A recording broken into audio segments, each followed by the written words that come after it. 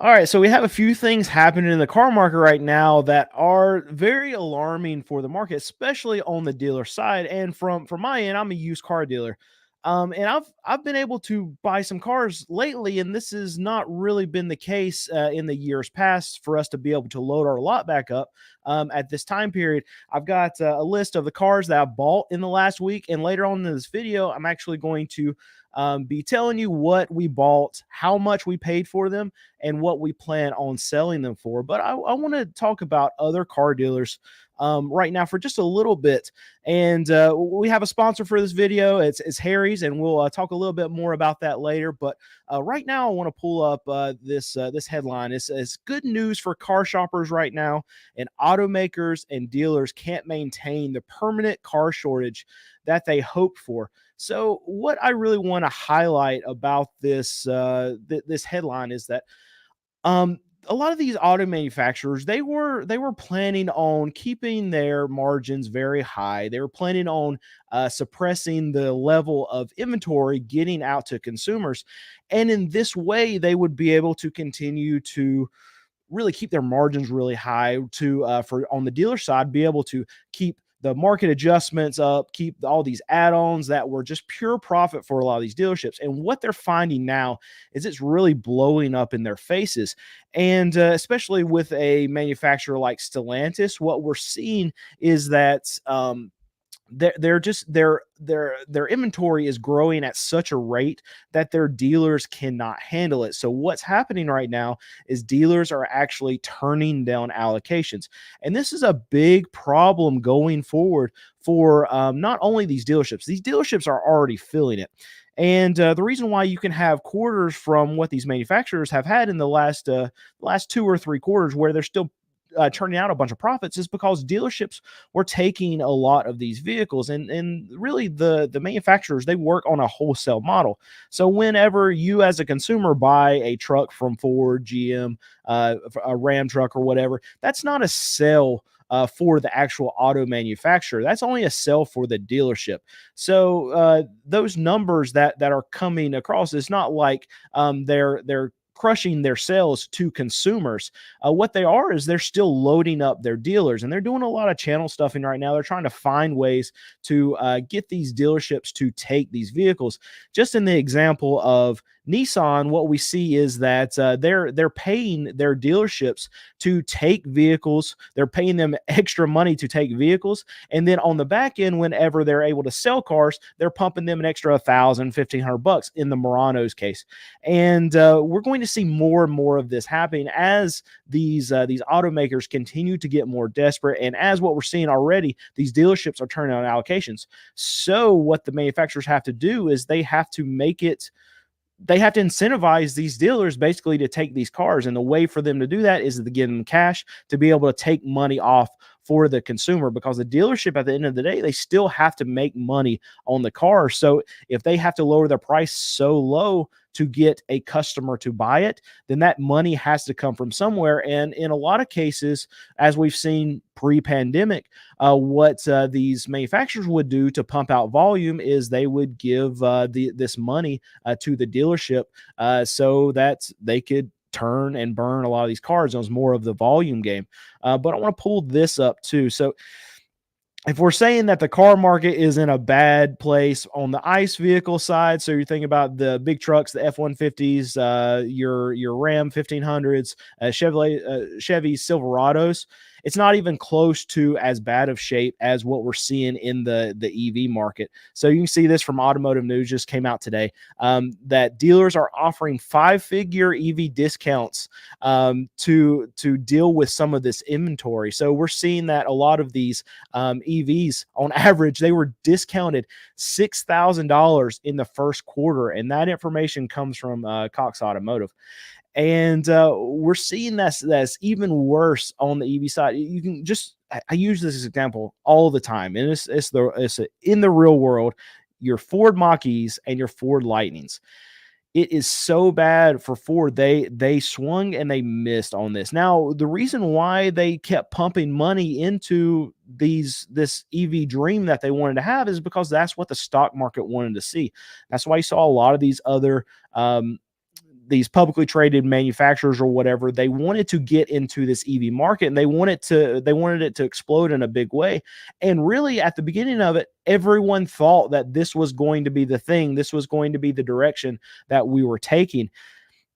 And it turned out not to be the case. You have all the early adopters that already adopted, and most of them bought, what did they buy? They bought a Tesla. So now you have companies like Ford. I mean, in this article right here that we're looking at, the headliner is a Ford dealership. That's the picture that they're showing, because Ford is the company that's having the worst problem with actually getting these EVs to consumers, because nobody wants the Mach-E. If you have a Mach-E and a Tesla Model Y sitting next to each other, and the Model Y is, I mean, arguably the better vehicle, and the Model Y is cheaper than what you can go get these Mach-E's for. Yeah, Ford, their dealerships, and Ford as a company, they're going to have to lower their prices, because you either have to be better than Tesla when you're looking at this, or you have to be cheaper. So they have to be cheaper at this point. And even with this discount, what are we seeing? We're seeing that people are not choosing to buy any of these Mach-E's. You can go to any Ford dealership anywhere around the country, and they're stacking up everywhere.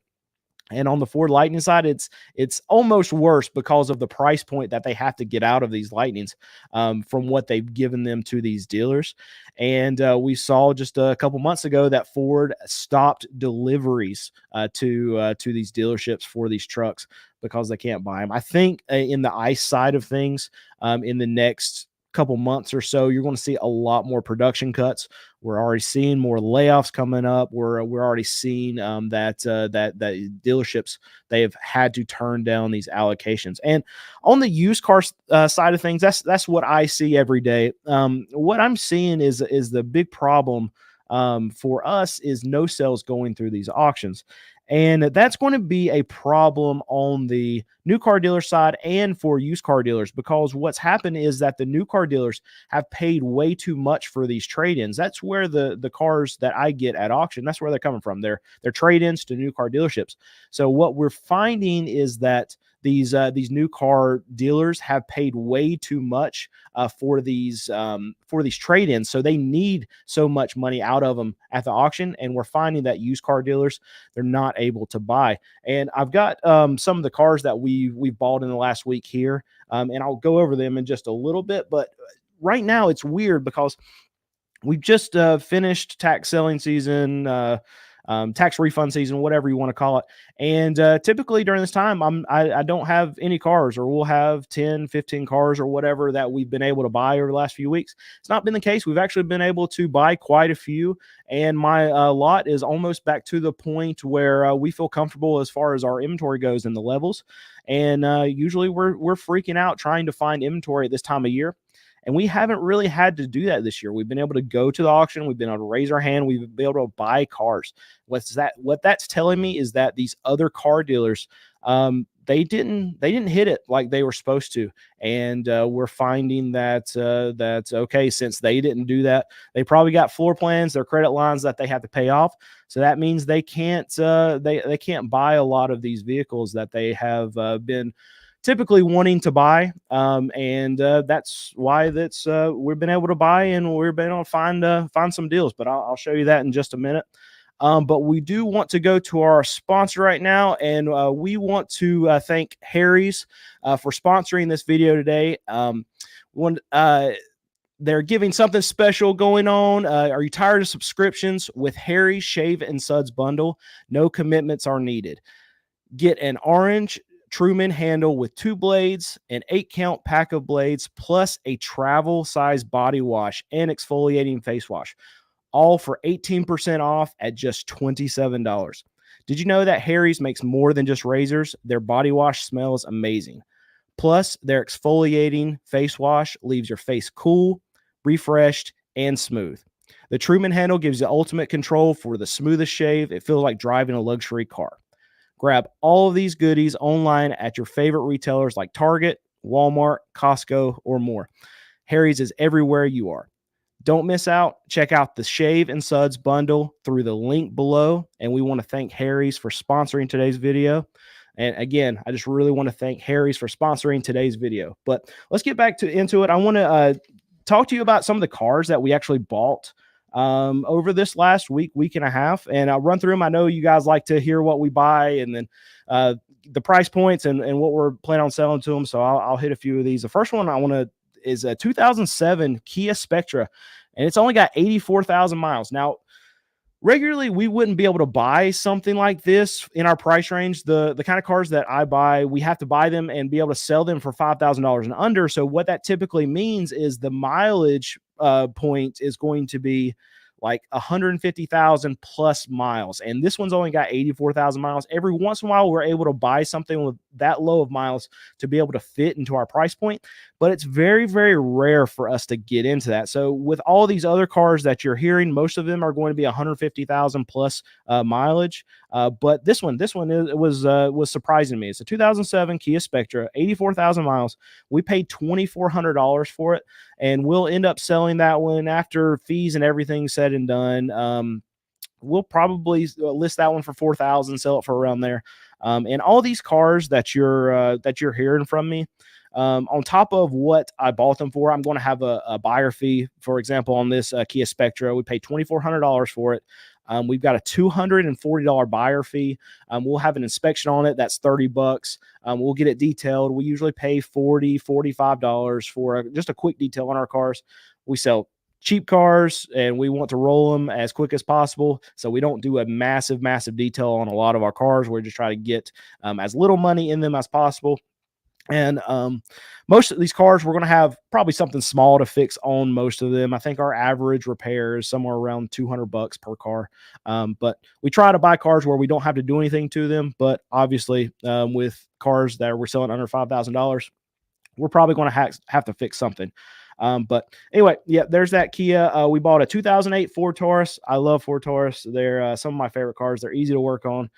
They're good cars, and they're ugly, so not a lot of dealers like to buy them. So I buy a lot of them because we can buy them cheaply.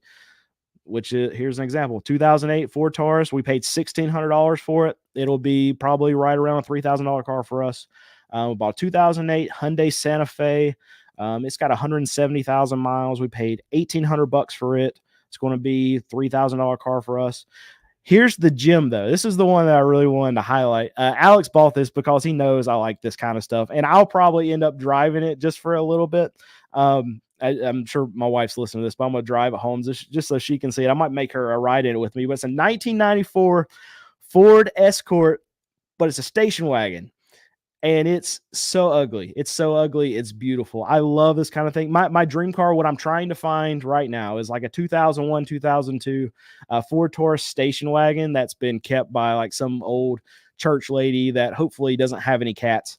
And that's what I want to buy for me to drive around for a little bit. But I haven't found the perfect one yet. But when I do, I'm gonna keep it. But it's got 83,000 miles. He paid $1,400 for it. It'll be a $2,500 car when we sell it. If we sell it, if I don't keep it for my personal collection of one car, but it's probably not, maybe not a $2,500 car. It might be a $2,000 car. This one we bought more for funsies than anything else.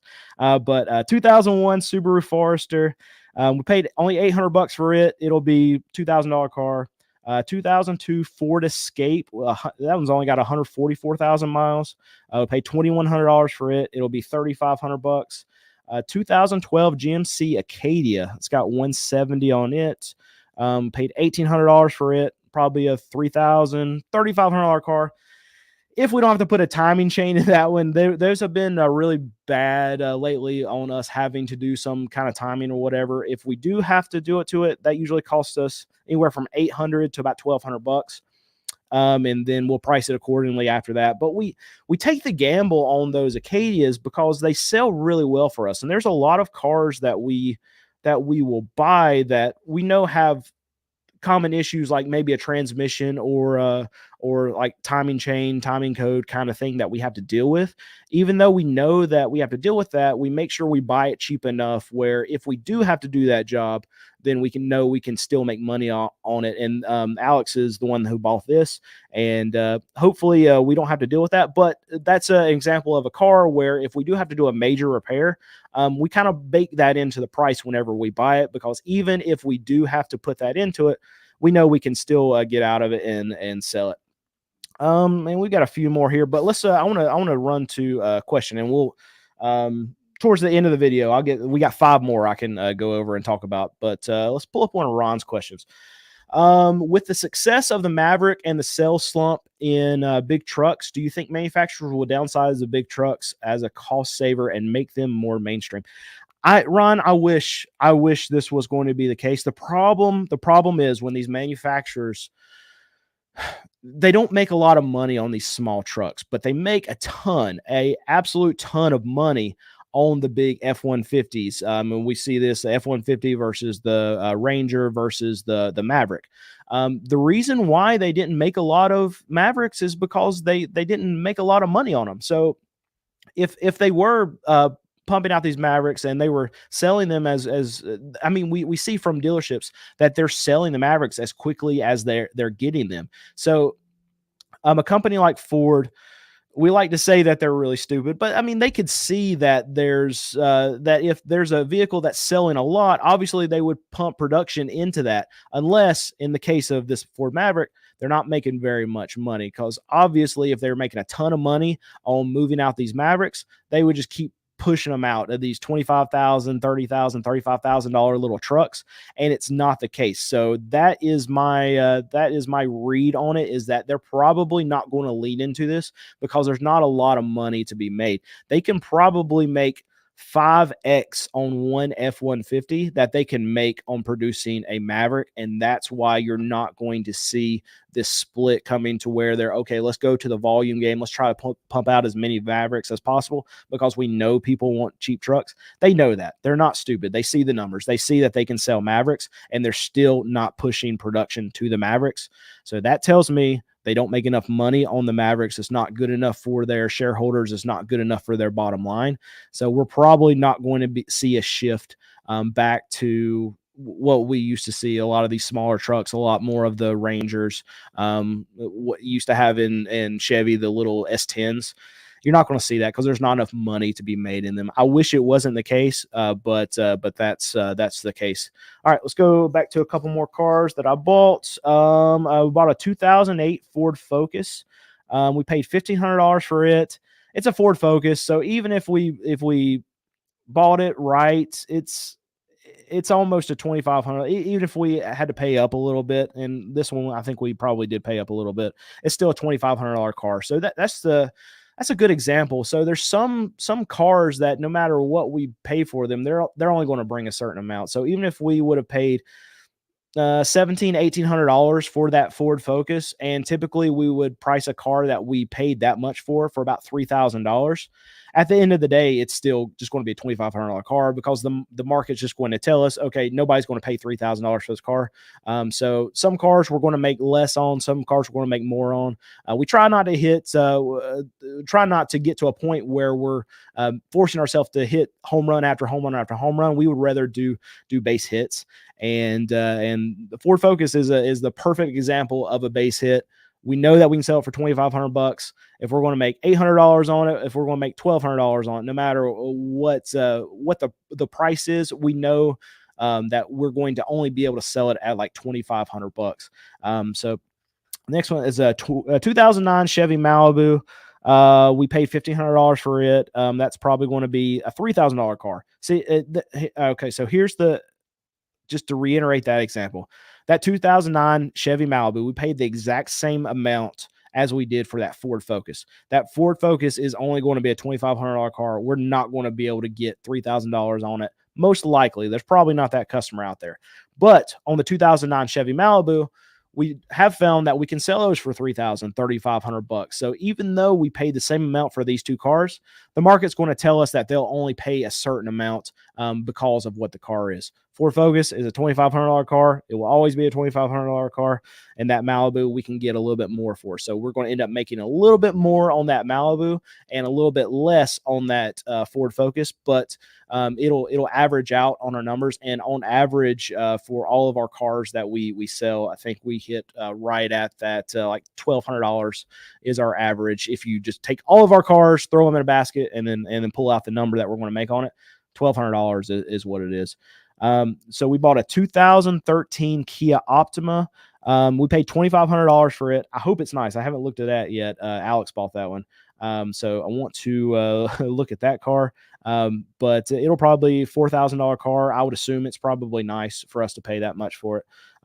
That's getting close to the top of our range around this time of year, because we're entering in a slower season, and during the summer there's less money around, and we're able to sell vehicles for less money during the summer. So we have to pull our range back, and it's a weird dynamic for us because we kind of have to flip a switch. So we just came from tax season where we could sell cars for 5,000, 5,500 bucks pretty easily. We don't like to sell them for that high of range, but we're able to get that kind of money because there's money in the system. And now we've even had a meeting between myself, my sales manager Nate, and my mechanic, and my guy who, I mean, he buys a lot of cars, Alex, for me. And we have to just come together and say, okay, look, there's not a lot of money in the system, so we really can't sell anything for $4,000 or more. We really need to be at that $3,500 standpoint. So even right now, this Optima that we paid 2,500 bucks for, that's really at the top of our range of what we can spend, and it's 100% different right now of what we can spend on a car wholesale than what it was a month and a half ago. So and the last one, this 2014 Kia Forte. We like the Fortes. I know there's been a lot of people say they have a lot of issues with them, but if you check them out and make sure that you don't have any timing issues, that's one of the biggest things that we've dealt with is a motor in a Kia Forte. So we have to check it before we buy it to make sure we're not having to deal with any kind of timing issues. That's the number one most common problem, at least we've dealt with. But as long as they're good selling cars, they look good. But that one we paid $2,300 for, so it'll be a $3,500, $4,000 car. But again, this time of year, we're going to be making a little bit less money because there's less money in the system. So probably right around that $3,500 price point for us. But I want to thank you guys for watching. If you haven't already subscribed to this channel, it's a different channel than our main channel. So make sure you're subscribed if you're not, and like this video. And I want to thank you for joining us today.